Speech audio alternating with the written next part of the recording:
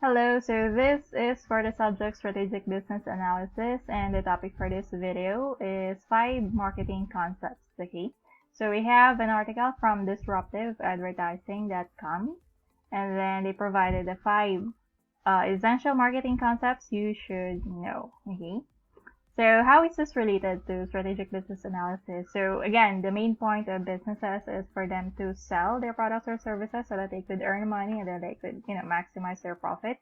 So for them to be able to sell their goods and services, then they have to, do well in marketing those products or services. So going through the article, in marketing, businesses will design strategies that satisfy customers' needs, increase sales, maximize profit, and beat their competition. That is a nice truth and statement, but many might ask what philosophy is the best for a company in setting marketing strategies. It's a good question, and I think another consideration would be, the industry that they are in and the products or service that they are offering, and of course the characteristics of their customer base or their market, right? So there are 5 different concepts of marketing that each have a specific function in a holistic marketing strategy.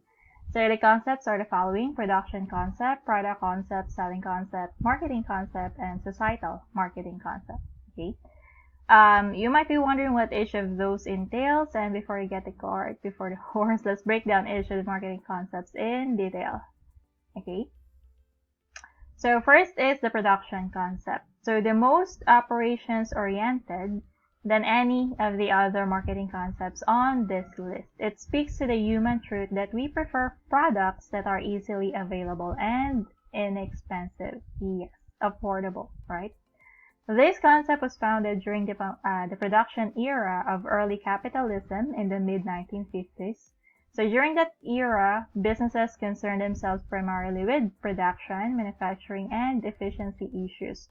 This is also the time when the Seth law was created, exciting the idea of supply and demand. The basic idea of this concept is that businesses will want to produce wildly cheap products in maximum volumes to maximize profitability and scale. So this is more like, process costing, mass production. You have these homogeneous products and you can produce them in large scale so that essentially, the fixed cost would be divided into more products. So the cost per unit would be much lower. It would be much cheaper and can be offered at more affordable prices to the customers, right? Businesses assume that consumers are primarily interested in product availability. So, what's available in the market already, and low prices, while customers' needs might not be fully addressed. Okay, so the focus of the production concept is making the product available at low prices, but it does not take into account what the customers really want. So there's no, innovation here. So I think this would apply to basic necessities because there's not much innovation there. The market would want it as it is, right? Such an approach is probably most effective when a business operates in very high growth markets or where the potential for economies of scale is significant. If the product is really, appropriate for mass production, right? The problem with this concept is that businesses run the danger of not creating quality products because they want it to be cheaper. They might, compromise quality and might have customer service problems with impersonal production. So, quality products, if there are, too many defective products, that could lead to customer complaints, that could lead to, damaged reputation. So overall, it's not a good thing if you do not apply this properly, right? But of course, there's a proper implementation, ensuring that although you are trying to lower the cost of the product, you still have to maintain the quality, okay? An example of this is the use of developing country to output cheaper products in higher quantities. Another historical example is Ford automobiles that manufactured a ton of cars through its assembly line, but all came out the same without customizations or user input. Okay, so essentially they all look the same. But some people might want to have a different car than the others, right? Okay, next we have the product concept, the second one. Product concept is not so much about the production and business output, but focuses more on the customer, probably customer needs, right? Potential customers favors products that offer quality, performance, and innovative features. This marketing concept believes in potential customers and how their brand loyalty is closely tied to options of products. So, you have a choice of products. So, kumbaga, in a way, medyo customized siya or merong variation in the products, right? You have different sizes, different colors. Some of them have more features than the others.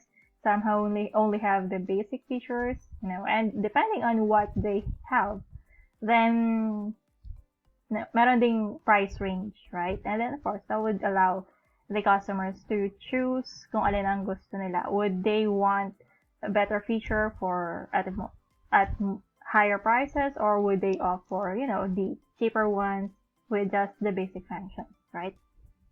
The quality of those products and the benefits they get from the product and the business they invest in.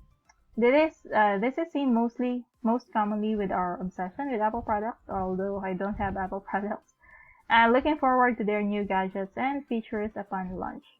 I would probably consider Apple if their products would last longer than the normal ones, because if it's just features, then I'm fine with the basic ones because I have no use for all the others that they're offering, essentially. In this marketing concept, businesses will concentrate on making superior products and improving them over time. The problem is many businesses do not balance the need for a product all while realizing what the marketing needs. There is a fine line between focusing on the customer and still defining your role and leadership in the industry. Okay. In a way, it's a kind of, Apple high-end. They cater to a certain bracket or a certain group of people, right? But of course, not everyone can afford them. But they are well known for their products, right? Thirdly, we have the selling concept, the bread and butter of marketing efforts, as it believes that people will not buy enough of a business product, so businesses need to persuade them to do so. So, of course, in today's marketing, we know that selling is not the way to full marketing success. Ako personally, I believe that if you have a really good product, it would not be hard to sell it.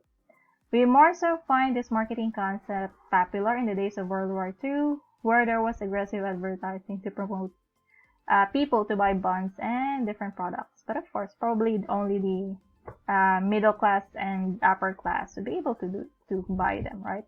This concept puts a lot of power into the hands of a business who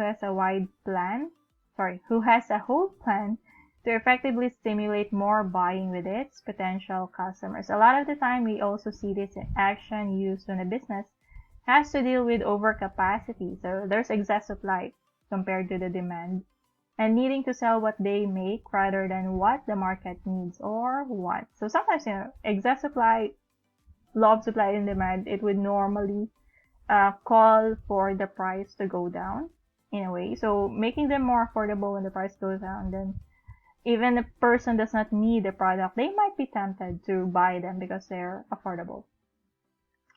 Businesses that choose to use a marketing concept must be good at finding potential customers and emotionally sell them on the benefits of their not needed product. Okay, so essentially that's the selling concept. You're selling something that they probably don't need because you have overcapacity and you produce more than what the market wants. Fourth, we have the marketing concept of competition, a marketing concept that believes that the success of a business depends on the marketing efforts that deliver a better value proposition than its competitor. So it's about becoming better than your competitor so that the people, the market, would come to you instead of going to your competitor. It focuses on the needs and wants of target marketing as well as delivering value better than its competition. Through marketing, it's your goal to be the preferred option compared to your competitors. Ikaw dapat ang pipilian, ano? Competitive advantage is the key. There should be something about you that's different than the others, and it's not easy to copy or imitate, okay? We find typically this in the 1950s era of companies trying to carve themselves out in the industry. We can also look at modern-day competition between Pepsi and Coke, who sell similar items, but their value propositions are completely different. Pepsi, apparently they focuses on winning over the younger generation. Coke focuses on winning over everyone in a more holistic approach. The marketing concept has evolved into a fifth and a more refined company orientation, the societal marketing concept. So this is the fifth one, the last one. The societal marketing concept is the most progressive and modern-day applicable marketing mindset to have. It is a marketing concept that believes in giving back to the society by producing better products that help the world be a better place. So essentially, through the years, many products have popped up, and sometimes we find ourselves seeing a product that we never thought we would need, right? So currently, the new products that are being introduced are products that are trying to solve a certain problem that we have. So in a way, they're trying to make it a better place. And of course, they're also trying to consider, environmental effects, efficient utilization of resources, have to consider the population growth, poverty, and social disruption, as mentioned here, right? So essentially what they're trying to do is they have to address all these societal problems, social problems, right? A business in today's world will need to ask itself the following question in relation to this marketing concept. Are businesses that create products people love acting in the best long-run interest of consumers and society? So one is, environmental deterioration. That's why a lot of companies now have what they call this corporate social responsibility, right? They're trying to give back to the community through their programs or projects.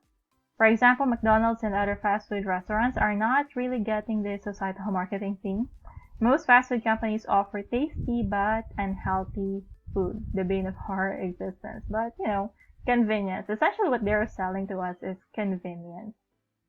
The food typically will have high fat content and will then supplement those meals with fries, pies, and soda, which also are not healthy choices either. The food is then wrapped in convenient packing, which most times ends up on the ground somewhere as waste. So environment, I think that's already a personal responsibility of the buyer to properly dispose of their waste. But again, they are the ones producing it, sourcing out the waste. So let's read on. So the writer loves McDonald's food, and a lot of people enjoy what fast food chains offer, therefore satisfying their customer wants, but at what cost? These companies, although making customers happy, may be hurting consumer health and causing environmental problems. Now, I have seen certain products that are environmental friendly, but the issue with them is that they cost too much. They're not exactly affordable. I mean, yeah, sure, they're good for the environment, but who can afford them? That's the question. So that's an issue that they're going to have to resolve. A balance between making it environmental friendly and affordable to most people. But even if they do have this idea of creating environment friendly products, if they're going to price it too much, then majority of the people, especially in a poor country like the Philippines, where majority of us are below what's it called, lower class, right? Then it would really be hard to convince people to care for the environment. Okay, they might just have to do with properly disposing their waste instead of buying those expensive environmental friendly products. So there's an issue there, right?